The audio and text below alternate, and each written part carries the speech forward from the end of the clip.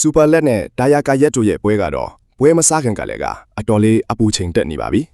အားလုံးပဲမင်္ဂလာပါဘာမစ်ဖိုက်ကနေပြန်လဲကြိုဆိုလိုက်ပါပဲအထူးကပြဿနာကတော့ weight ကိစ္စပါပဲသတ်မှတ်ထားတာက145ပေါင်ချိပေမယ့်ဒါယာကာရက်က148.2ပေါင်ထိဖြစ်နေတာကြောင့်3ပေါင်ကျော်လောက်ပိုနေတာပါ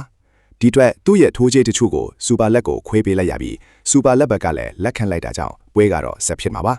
ဒါပေမဲ့ professional ကစားသမားတစ်ယောက်အနေနဲ့ weight အများကြီးကျော်တာကတော့တိတ်ကြည့်မကောင်းသလို champion ဖြစ်ချင်တဲ့သူတစ်ယောက်အတွက်လည်းအမှတ်လျော့စရာဖြစ်စေပါတယ်။ကဲပွဲချိုသုံးသက်ချက်ဘက်ကိုလွှဲကြည့်အောင်ဗျာ။လူကောင်းချင်းရင်လိုက်ရင်တော့ဒါယာကာရက်ကအသက်လဲငယ်အရက်လဲမြင့်တယ်လို့ခြေတံလက်တံကလည်းပိုးရှိတာကြောင့် physical ဘိုင်းမှာအပြည့်အသက်အားတာနေပါလေ။ဒါပေမဲ့ကျွန်တော်တို့ရဲ့ super လက်ကလည်းခေးကြတော့မဟုတ်ဘူးဗျာ။နှစ်ပွဲဆက်တိုက်ရှုံးနေခဲ့ပြီးနောက်ပိုင်းမှာသူဟာ social media တွေအကုန်ဖြတ်ပြီးမိခင်ကလပ်မှာအသေးလဲပြန်လေးကျင်နေတာပါ။အခုဆိုရင်သူ့ရဲ့ခန္ဓာကိုယ်ကအရင်ကထက်တောင်ပိုပြီးကြွက်သားတက်ကကြီးကောင်းနေတာကိုတွေ့ရပါတယ်။သူကိုယ်တိုင်လည်းအင်တာဗျူးမှာအရင်ကထက်ပိုပြင်းထန်တဲ့ training တွေလုပ်ထားတယ်လို့အရင်ကတိတ်မသုံးဖြစ်တော့တဲ့သူ့ရဲ့ signal လက်နက်တွေဖြစ်တဲ့တတောင်ရိုက်ချက်တွေနဲ့အခြေခံကန်ချက်တွေကိုအဓိကထားသုံးသွားမယ်လို့ကြုံဝါထားပါတယ်။စူပါလက်အတွက်နောက်ထပ် motivation တစ်ခုကတော့ဒါယာကာရက်ကသူ့ကိုရန်လိုတဲ့အကြည့်တွေနဲ့ကြည့်နေတဲ့ပုံရိပ်တွေပါပဲ။အဲ့ဒါကိုမြင်ပြီးနောက်ပိုင်းစူပါလက်ကပို့ပြီးတော့အားကုန်ထိုးပြကိုပြင်ဆင်လာတာပါ။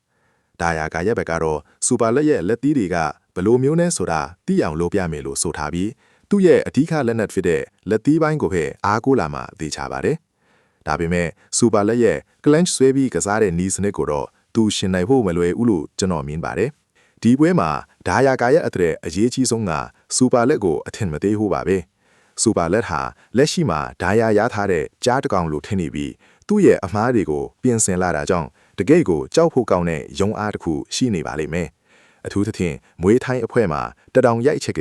တကယ့်ကိုအလုပ်ဖြစ်မှာပါ။ဒါယာကာရဲ့ဝင်ထိုးပြီးဆိုတာနဲ့စူပါလက်ကတတောင်နဲ့တွန့်ပြန်ဖို့ပြင်ထားတာကိုဗီဒီယိုတွေမှာတွေ့နေရပါတယ်။ကျွန်တော်ရဲ့အမြင်ရတော့နီးစနစ်ပိုင်းတတောင်နဲ့ဒူးတိုက်ချက်တွေမှာစူပါလက်ကပိုတာနေတယ်လို့ခံစစ်ပိုင်းမှာလည်းသူကပိုပြီးကြည့်လိပါတယ်။ဒါယာကာရက်ကလက်ပြီးပိုင်းမှာအားထားပေမဲ့စူပါလက်ကလက်သီးကောင်းတဲ့ဖိုက်တာတွေနဲ့အတွေ့အကြုံအများကြီးရှိထားပြီးသားပါပဲ။နောက်ပြီးဝိတ်အသင်းချလိုက်ရတဲ့ဒါယာကာရက်အနေနဲ့ပွဲကြလာလေပိုပြီးမောဖားလာနိုင်တာကြောင့်စူပါလက်ကပွဲကိုဆွဲဆန့်ပြီးဒုတိယအချီလောက်ကစားပြီးဖီထိုးလာမယ်လို့မျှော်လင့်ရပါတယ်။ဒီပွဲဟာစူပါလက်အတွက်ရောဒါယာကာရက်အတွက်ပါသူတို့ရဲ့ career လမ်းကြောင်းကိုအဆုံးအဖြတ်ပေးမဲ့ပွဲဖြစ်တာကြောင့်နှစ်ယောက်လုံးအသေးအလဲထိုးကြမှာပါ။ဒါပေမဲ့ကျွန်တော်ကတော့စူပါလက်ရဲ့အတွေ့အကြုံနဲ့ပြန်လဲပြင်ဆင်လာမှုကိုပိုပြီးယုံကြည်ခြင်းပါတယ်။အားလုံးပဲဒီပွဲကိုစိတ်လှုပ်ရှားစွာစောင့်ကြည့်လိုက်ရအောင်ဗျ။ကျွန်တော်တို့ရဲ့ channel ကိုလည်း subscribe လုပ်ထားပြီးဟိုမမေ့နဲ့ဦးနော်အားလုံးကိုကျေးဇူးတင်ပါတယ်